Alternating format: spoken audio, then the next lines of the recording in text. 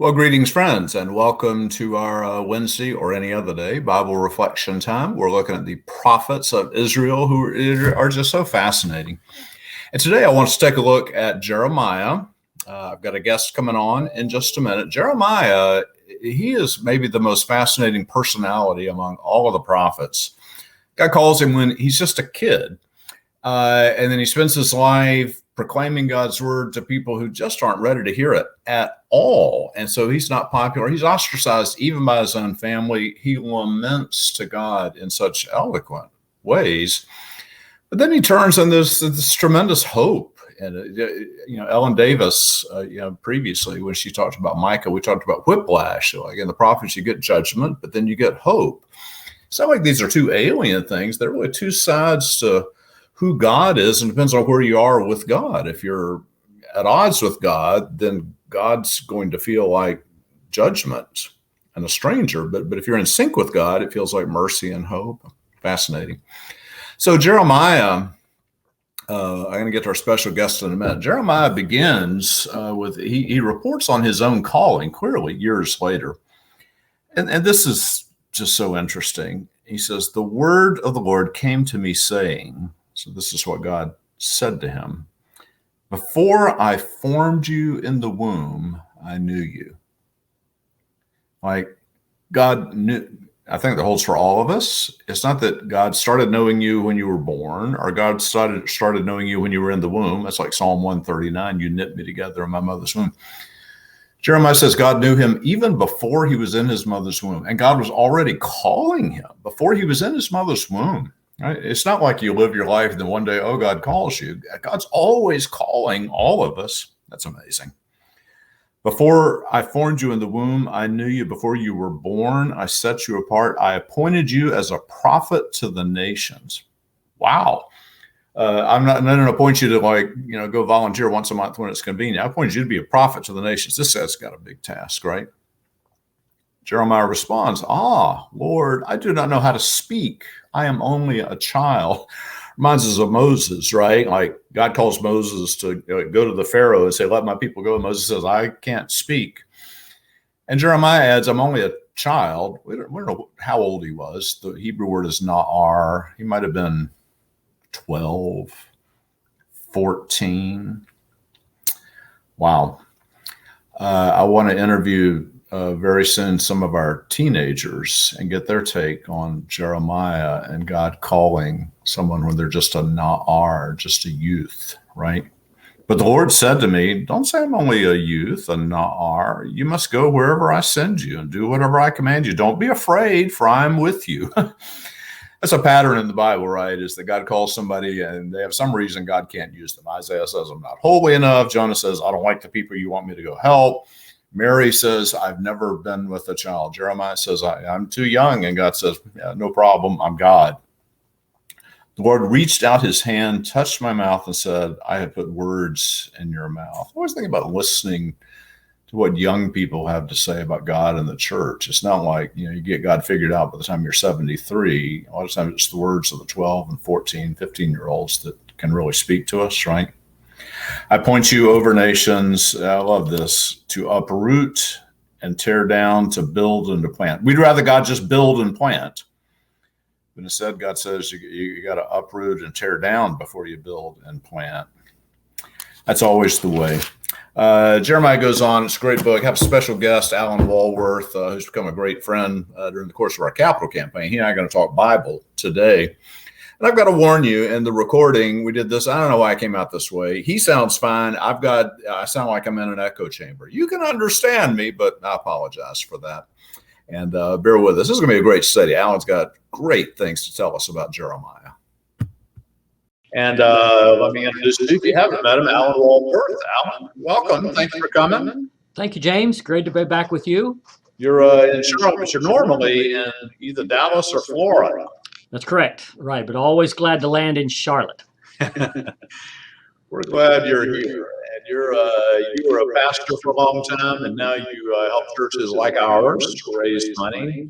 But we're talking Bible today. So this call of Jeremiah, what does that mean? One, for you, sort of, how do you think about, God's, you could tell a 2-hour story on how God called you, but why God's call matters versus just here's something I want to go do that I think would be fun. And then how do you think God calls people out there in churches, especially with things like supporting like a big building project? Goodness. Well, exactly. And the mystery of how and whom God calls is all of us who've had that experience have a similar story that we're both surprised. Many times it redirects our path. I was headed into medicine and felt a calling, this urging over a long season of time, not a single moment. And it just felt like the purpose of my life, my reason to be here. And there's a lot of, I think a person can find vocation, calling in all kinds of different disciplines. Mine in particular led me to the church. But I think the value of that is it gives a person a sense that your piece of the puzzle fits within a much broader puzzle. Your story is part of a larger story, because no matter what one does, there are days when it isn't very much fun, and that includes when you serve the church. But when you have this sense of, the prophet sometimes talked about it like a fire burning in their bones, but when you have something that is your sense of oughtness and purpose, it allows you to look through the difficult kind of moments and say, I'm going to do this. You talk about Jeremiah. I mean, what does he prophesy for 50-something years and never had but one convert, and that was just his scribe Baruch. I mean, so pretty hard to stick with it when you have so little success. I probably wouldn't have lasted so long, but how does he make it? Was because that calling just wouldn't let him go. And I think it's critical to have some sense of what am I here to do, and for all of us to look to God for that. And sometimes you just say, like Jeremiah, can happen pretty early. You get that sense. I mean, people can think things on their own, but Jeremiah, God calls him to this hard thing that's hard on him. He suffers and he gives voice to that. Chapters 12 and 15 and 17 and 20. He cries, Lord, why did you ask me to do this? This is so hard. My family's abandoning me. I'm miserable. It's hard for him. So if we go back to that original call, right, so this is pretty interesting.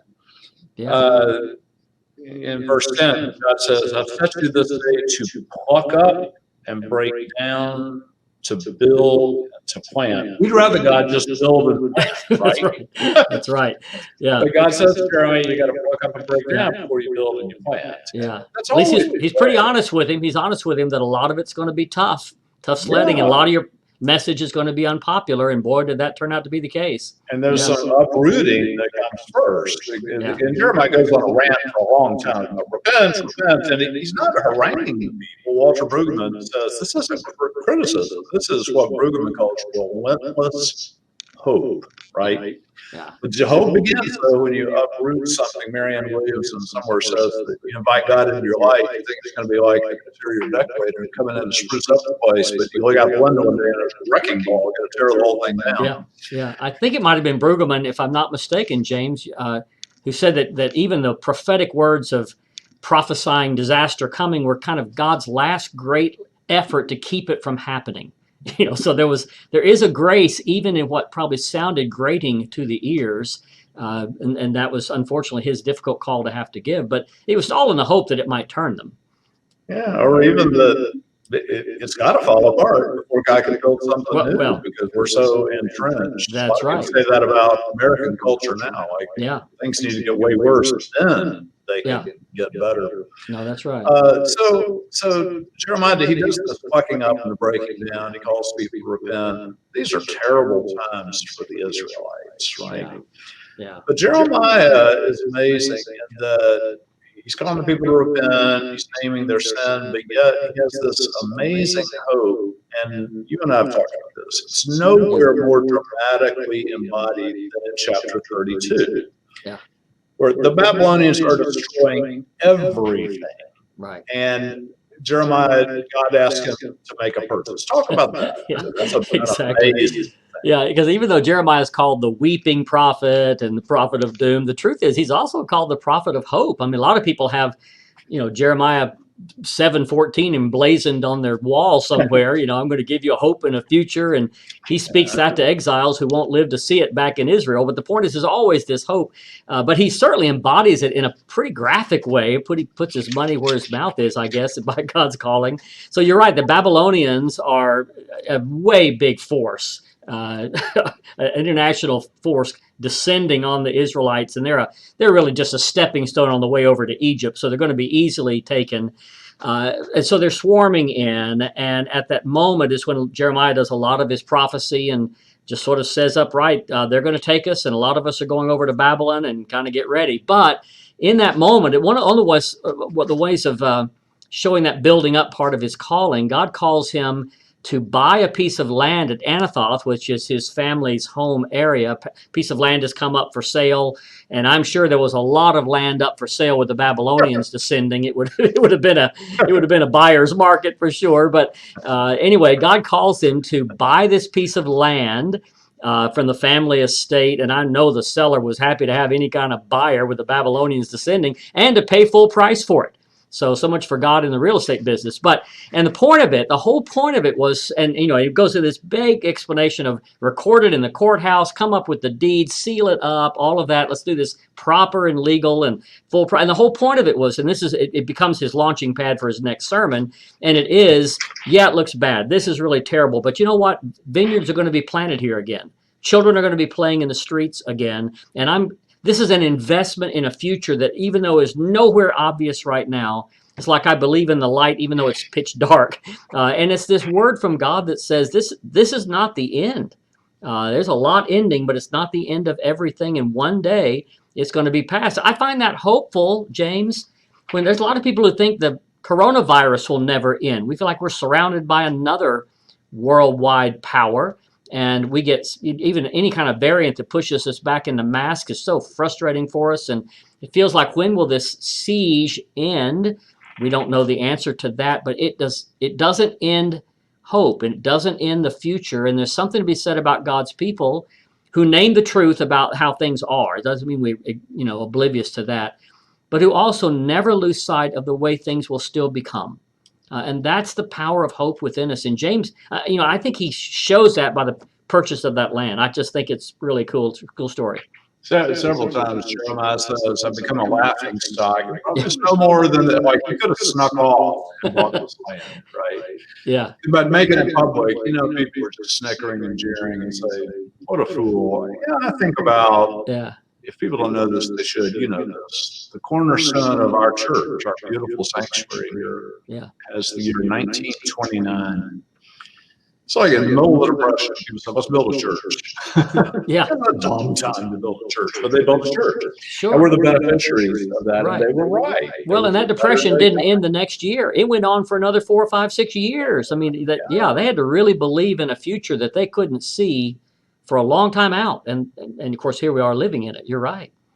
It's wonderful what they did. Yeah. There's always something in the life of faith that's it's countercultural. We go against the grain. We're, I don't know what they say, stock market investors, contrarians.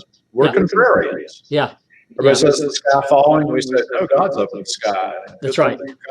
That's right. Even if the sky, invest in God's future. That's right. If the sky falls, there's something on the other side of that. I mean, what Jeremiah did was like buying a luxury box for a football team that hasn't won in 10 years. It's just believing with his money. There's actually something to be said about, again, putting your money where your mouth is. He believes with his money in a time of scarcity that there'll be a time of abundance, which is actually the more permanent reality. And he just invests in it. And this is not meant to be investment advice, right? But he just believes in a day that is beyond what we currently see. And even wise investors are people who tend to think like that, frankly. Yeah, and when at the end of the day, who he's investing in, who he's trusting, isn't the market or even the tides of history. It's in God. Oh, absolutely. His trust is he's investing in God. Absolutely. How about Christopher Lasch, this sociologist, and he said, hope's different from optimism. Optimism says things will be better tomorrow. We'll just get our act together. And he said, hope's better than that. Mhm. Because hope doesn't depend on us getting our act together. Hope depends on God. Hope Right. is long-term. Hope is prepared if things aren't better tomorrow, that eventually God's way is going to dawn. Like, I love that. Well, right. I mean, Jeremiah didn't build a house on that land in Anathoth. As far as we know, he probably never saw it. I mean, he was in jail at the time he did it. My goodness. So he invested. He didn't have to see it himself.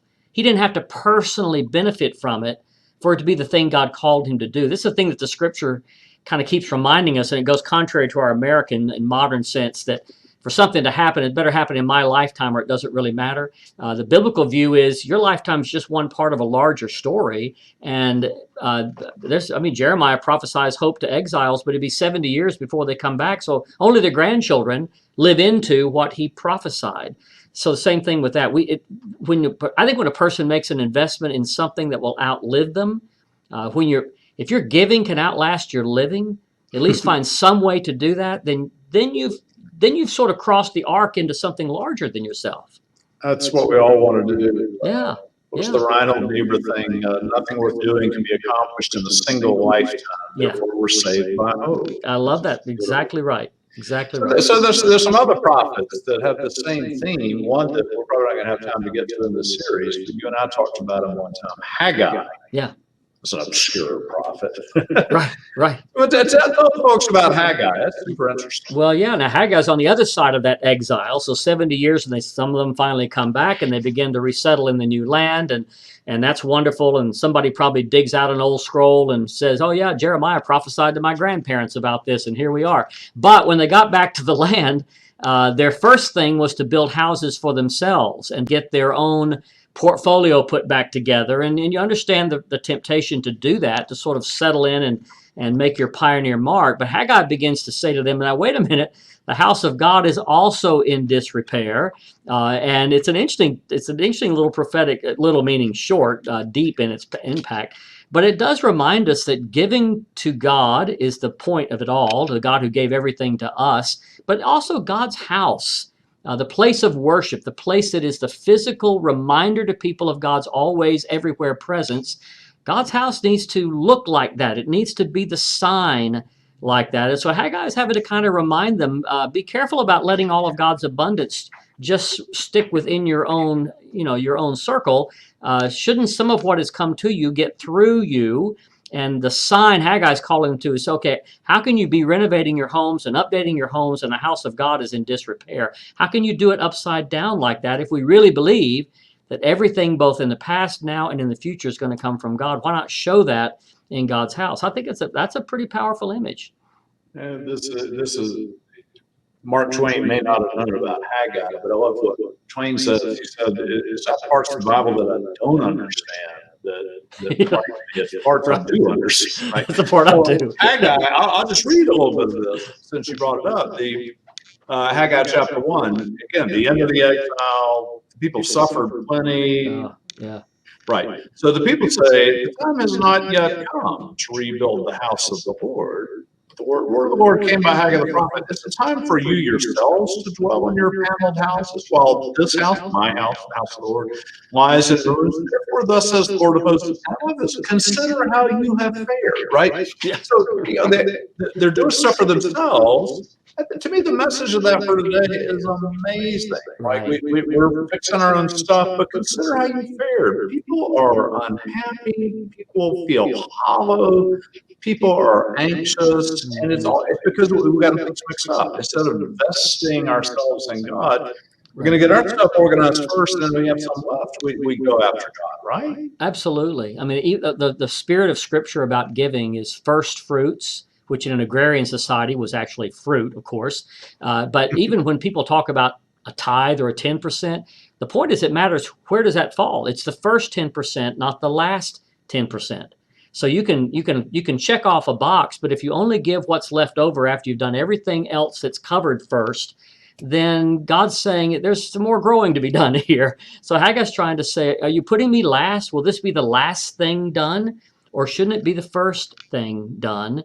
And it is a form, again, all of our lives are an offering, not just money, but it's a way of showing that. It's a way of showing our both gratitude and our trust and dependence for the future. And even the way we take care of the place that calls people, where people meet God, the way we care for that is a pretty important symbol of what matters to us. Sure. We're on the cusp, of course, of raising some money for a significant building here. And I've heard you talk about two things. One is when you look at making a gift, especially for something like a building, God's church, that it's not like, yeah, I can easily do that. It kind of takes your breath away. You got to work on this thing. You got to rearrange some things. Right. And then the other is, what's the biggest gift I've ever made? Is it for God, or is it for Duke University, or talk about those? Yeah. I think so. In terms of priorities, I mean, I do think that our calendars and our, I say checkbooks, who has a checkbook anymore, but the way we spend these currencies of time and dollars and resources and influence are the actual truth about what matters to us. And I think, God's not wringing God's hands, anxious and needy and needing to take up money. It's just that God wants to invite us all into getting things in the right order, and how we use these currencies, our time, dollars, etc., have an awful lot to do about our lives falling into the right patterns, which lead to joy and abundance and a sense of our purpose and all of that. And so I do think it's important to find the times in life where we sense God calling us out to the edge of what is easy. Again, just kind of giving leftovers after everything else and all of my needs and all of my wants are covered is still a gift that God can use, but we haven't been used ourselves in the ways that it might have been. So giving a gift that, at least, I always say before you die, at least have one time that there's a gift that you feel God might call you to do that brings your heart up in your throat, and that you find yourself talking to your significant other in the night saying, hey, are you awake? If we do that, we can't do this and this and this. Are we going to do that really? And you go on this journey, this pillow talk, and mainly it's talking with God. And but what I have found is when people do that, when they come up with a gift in honor of and because of God and because of the things that God loves, they never ever look back on that and say, boy, I wish we hadn't done that. I mean, they always say, oh my goodness, that's the greatest joy. It's one of the things we're most glad we did. And I think that's too much to miss. Jesus talked about money all the time, and he's never at a fundraiser, but he just believed that this is how you raise people. And maybe you couldn't stand the intensity of doing this all the time, but at least every generation ought to have at least one big moment, and this is this one from Iris Park UMC, one really big moment that says, let's be a part of something that'll way outlive us for God's glory. Yeah. Folks, Alan's a great storyteller. Alan, that made me think of one of your best stories.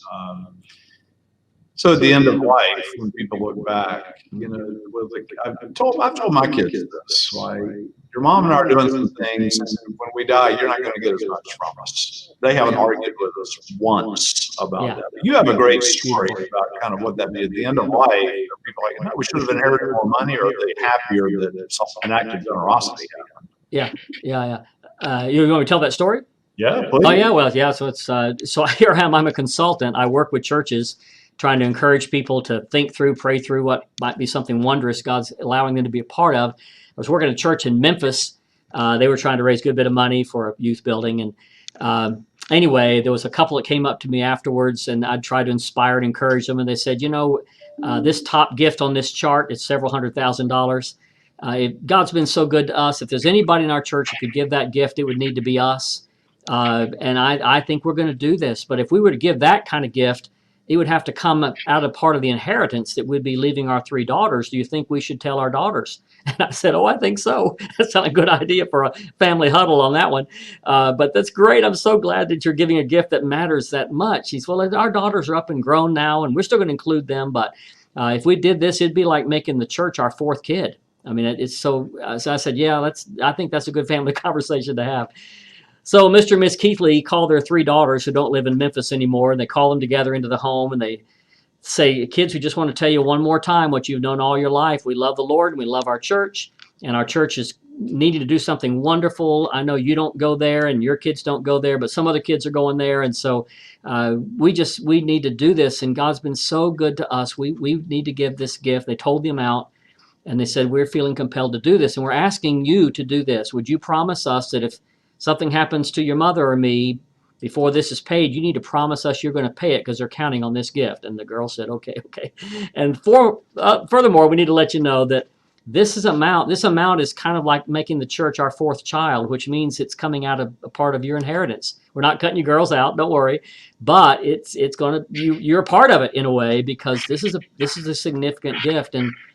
And there was enormous joy in the room. There wasn't, I can't believe you're cutting me out of some of my money.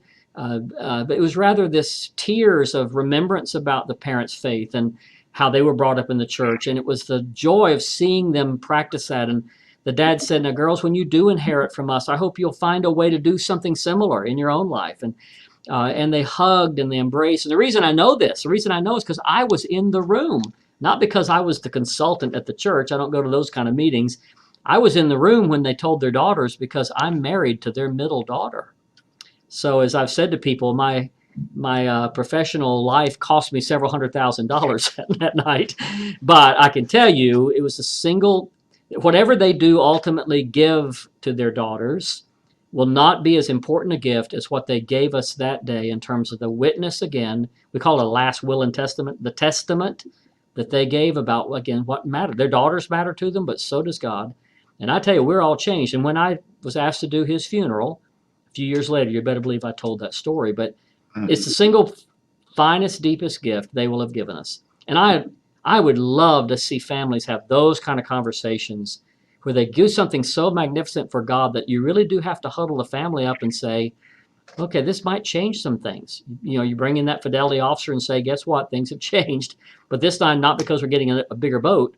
We're going to do something that's going to be here when everything else isn't. So, yeah, I love to see, and I hear a lot of those stories happen in people's lives, and it's always incredibly meaningful and important. Alan, I love that story. You married way above yourself like that. Oh, that's for sure. That's for sure. We got just a few minutes left. There are a few other things in the prophets that are on the same sort of theme. Yeah. The importance of trust and hope. Just rattle through a few of those for us. Sure. Yeah. Jeremiah doesn't stand alone in this matter of generosity being a sign of hope. And a sign of our love for God, who loves us all. And I know you're looking at a number of the prophets on either side of this, so you'll see this picked up in others. But this theme of generosity as an expression of faith does ripple through all the prophets. I mean, the great 8th century prophets, Micah and Hosea and Isaiah, and it's Amos, very strong in those. And those prophets especially would talk about how the generosity for the neighbor, the generosity for giving to the other and being right with my resources toward the person outside of my own family, outside of my own value, purpose for it. The prophets are saying, if you're going to be a believer in God, it better sure show up in how you care for those that you may never meet, may never know, and will never pay you back. And I love that, because certainly, again, what we're doing at the church here, we're doing this for our neighbors across the street and across the city, no question. That would certainly fit what Amos would say we should do. We're also doing it for our neighbors across time. I mean, we'll have children and grandchildren, perhaps some of us who will enjoy this new space and adult space. All ages will be using this space. But friends, this will be here when none of us are here. It'll be here when our grandchildren aren't here. And that picks up on the prophetic sort of message about let the grace and the goodness of God that's come to you also get through you as a sign. And so those prophets certainly speak to that. Habakkuk. I love the way our people get that message, because at the beginning there was just a groundswell of, we're going to build this building, but we got to do some stuff outside. So we're going to build 49 homes over out near the airport, affordable housing apartments over at Caldwell. Right. People have insisted on that being a big part of this. So that's true. The history. That's the way the church has always done it here, right? I mean, that's not new. That's in the DNA and fabric. And of course, that was Jesus saying, "Love the Lord your God with all your heart, mind, soul, and strength, and love your neighbor as yourself." I mean, they go together, and that's part of why that's part of this aspect. This is not making a clubhouse nice for us. This is giving a gift both across time and across space, and that's when you know that there's some kind of whisper of God on it. And I love, especially maybe the story we'll always tell when we remember this, is that it had to happen against a headwind of so much difficulty. Economic and political uncertainty, all of that. at a time when there would be the temptation to just kind of run and hide and wait for the things to turn around. This was done at a time when we really had to believe in a future. There's a great Habakkuk ends with this great doxology. If I could just read this, he's talking about a hard time. He says, even if the fig tree doesn't blossom and there's no fruit on the vines and the produce of the olive fails and the fields yield no food and the flock is cut off from the fold and the herd is in the stalls. So even when things are terrible, he says, yet will I rejoice in the Lord, and I will exult in the God of my salvation, because it's God the Lord who is my strength, and he'll make my feet like the feet of the deer, and he'll make me tread upon the heights. So, and that's the confidence of faith that says it doesn't matter which direction the market is. It doesn't, Delta variant is terrible. All that's terrible, but it doesn't have the last word. It doesn't have the last word. That's reminded me of Daniel wasn't really a prophet, but his book gets lumped in there with prophetic books. And a lot of people forget that you got the Shadrach, Meshach, and Abednego story, and will they bow down to the king? And they said, no, we won't bow down to the king. So I'm building this fiery furnace. I'm going to throw you in there if you don't. And people don't read it carefully. Yeah, they think God will deliver us. That's not what they say. They say God can deliver us, but even if he doesn't, we will not bow down and worship. Oh, I love that. Isn't that great? How this goes, God's our thing. That's right. That's right. Yeah, they don't know how that story is going to end yet. And so, I love that the faith was, it was at Job said, though he slay me, yet will I trust him. There's the faith that's really strong. Even if my prayers aren't answered the way that I want, if it doesn't turn out the way I want or not within my lifetime, I'm going to believe in a God who's in fact putting all this together, even if I don't see it within my few days. I mean, that whole prophetic enterprise around the exile, it's all about beyond our lifetime. Because beginning, Jeremiah, Ezekiel, all that, they're not going to see this. It's beyond their lifetime. That's the beauty of it. That really is. That really is. And I'd love to think that I got to put a few footprints in the sand that'll still be there when I'm not taking steps anymore. I mean, I pray that God will give me a chance to do that. You invest in some people, you hope with your children, grandchildren, but even beyond your family, if it could have made some difference that we walked around here and that we managed some of what God gave us, I think that's part of our real joy and purpose, especially when we look back at the end. And this is one of the great opportunities to do that. Alan, thank you. You're always inspiring to be with. Thank you for joining us to help us think about Jeremiah and his other problems. We're grateful. My pleasure, James. Thank you.